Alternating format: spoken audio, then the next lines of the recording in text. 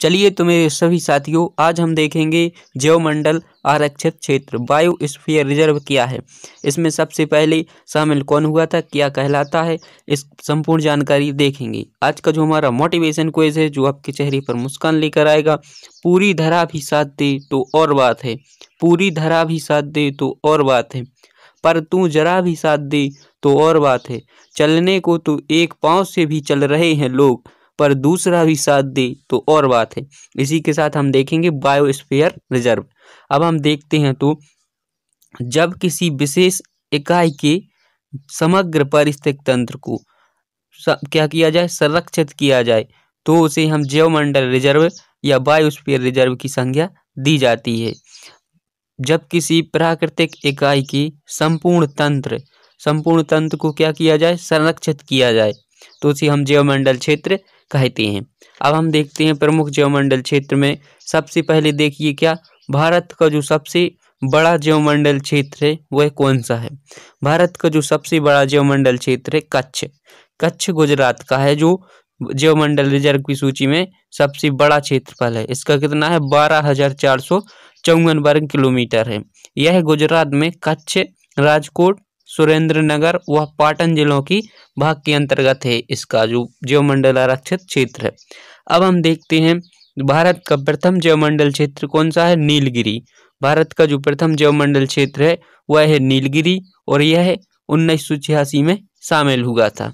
सबसे पहले हुआ था रिजर्व हुआ था, बायोस्फीयर रिजर्व में शामिल नीलगिरी, यह 1986 में शामिल। यह है जो केरल, कर्नाटक और तमिलनाडु के अंतर्गत आता है। इसके जो भाग देखते हैं तो यह है वायनाड, नाहरहोल, बांदीपुर, साइलेंट वैली, सिरुवनी के कुछ भाग। यह कितने राज्यों में आता है, 3 में, तमिलनाडु, केरल और कर्नाटक। अब हम देखते हैं भारत का जो उत्तरतम जैवमंडल क्षेत्र है कौन सा, उत्तरतम कोल्ड डेजर्ट। कौन सा है, कोल्ड डेजर्ट। यह हिमाचल प्रदेश में पिनबैनी राष्ट्रीय पार्क तथा आसपास के क्षेत्र, चंद्रताल व सरचू की किब्बर वन्य जीव अभ्यारण्य इसमें शामिल है। कहाँ का है, हिमाचल प्रदेश का भारत का सबसे उत्तरतम जैवमंडल क्षेत्र। भारत का सबसे छोटा जैवमंडल क्षेत्र कौन सा है, डिब्रू सेखुवा। यह है असम राज्य का डिब्रू सेखुवा। कौन है सबसे छोटा, डिब्रू सेखुवा। अब हम देखते हैं तो यह है जो असम में डिब्रूगढ़ व तिनसुकिया जिलों की भाग के अंतर्गत आता है। 1997 में यह जैवमंडल सूची में शामिल हुआ था, डिब्रू सेखुवा। भारत का जो दक्षिणतम जैवमंडल क्षेत्र है कौन सा, दक्षिणतम जैवमंडल क्षेत्र है जो ग्रेट निकोबार। कौन है, ग्रेट निकोबार है, और यह है अंडमान निकोबार द्वीप समूह का सबसे दक्षिणी द्वीप है। कब शामिल हुआ था, 1989 में यह जैवमंडल रिजर्व में शामिल हुआ था। अब हम देखते हैं अगले जो नंदा देवी है, नंदा देवी जैव आरक्षण रिजर्व में शामिल कब हुआ था, 1988 में। उत्तराखंड में चमोली, पिथौरागढ़ और अल्मोड़ा जिलों की भाग इसके अंतर्गत आते हैं। अब हम अगला देखते हैं नोकरेक। कौन सा है, नोकरेक है, यह मेघालय में पूर्वी, पश्चिमी और दक्षिणी गारो हिल्स जिलों में की भाग आते हैं इसके अंतर्गत, नोकरेक के अंतर्गत। मानस देखते हैं तो मानस है जो 1989 में यह शामिल हुआ था। असम में कोकराझार और बोगाई गांव इसके अंतर्गत कामरूप बारदंग जिले के भाग आते हैं। मन्नार की खाड़ी, कौन सी, मन्नार की खाड़ी। भारत और श्रीलंका के बीच कौन सी खाड़ी है, मन्नार की खाड़ी है। यह मन्नार की खाड़ी का भारतीय भाग जो उत्तर में रामेश्वर द्वीप से लेकर तमिलनाडु के दक्षिण भाग कहाँ, कन्याकुमारी तक क्षेत्र है इसका, मन्नार की खाड़ी का जो जैवमंडल रिजर्व में शामिल है।